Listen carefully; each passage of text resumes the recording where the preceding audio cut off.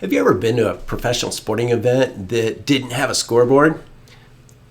I haven't either. The only reason there might not be a scoreboard is if the electricity went out or something. Now imagine that you're going to take off on an airplane, a private aircraft. The challenge is you don't have any instruments. It's a beautiful day outside. You know where you're going, but you've never been there before, and you're going to fly there using visuals. So you take off. You don't know how fast you're going. You don't know your altitude. You're just, again, using visuals to get there. Now, all of a sudden, it starts to get dark. Then what happens? It's a little harder to use visuals, right? It's going to be really hard to get to your destination without having some instruments. Then we'll throw in another challenge. A storm comes up. Your likelihood to get to the destination is very remote. So it's really important that you have instruments and tools to measure where you're going to go. This holds true for your business too. It's really important that you have some things that you like to measure. I love to have a scorecard. When I was early on in my career in sales, I developed my own one-sheet scorecard. I measured how many people I needed to meet with to get the number of sales that I needed to get, how many sales calls I needed to make in order to reach my sales goal and to also hit my income goal.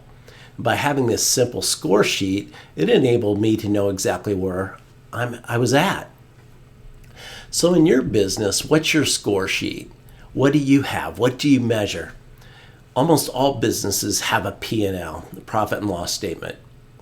And that profit and loss statement gives you a number, which is a lagging indicator. But what drove the profit? What drove the sales that needed to happen in order for that profit to happen? For example, it'd be the same thing. Your sales team would just have certain things that they would measure in order to know if they had this many sales, which would be your goal, what would have to be accomplished in order to hit that goal. How many people would you have to meet with? How many sales calls would need to be made? How many follow-ups would need to be made in order to get a proposal? And how many proposals would you need to get a sale? So you would measure those type of things if it was the sales piece.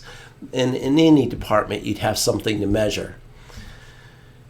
One of the things that you can do is pick 5 to 15 items that you want to measure, that you know those are the things that are going to get you to the goal or target that you want to hit. Actually, the fewer number that you have, the easier it is to focus and more likely it is that you're going to hit that goal or target.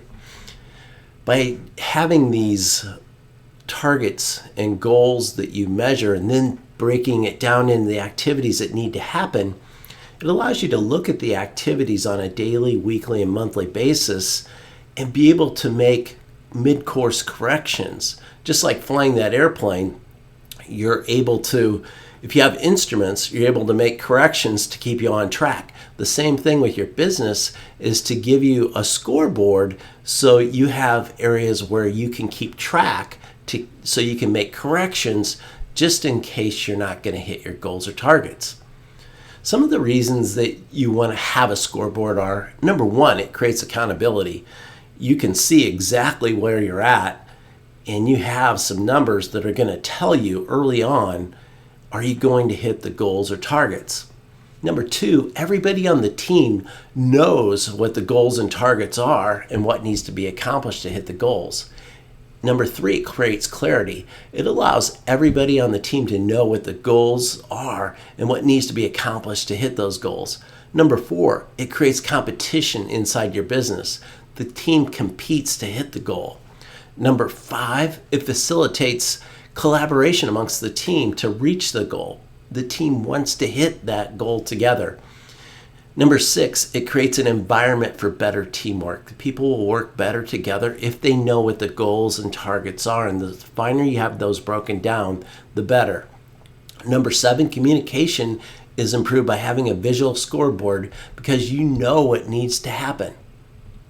Number eight, It provides you an opportunity to make mid-course corrections like I talked about. Just like when you're flying, you get off course, the scoreboard allows you to see that you're off course and gives you the opportunity to make corrections to get back on the scoreboard where you need to be. I'd love to hear how you implement this and what you use today. Let me know if you'd like my help. Thanks. Be audacious.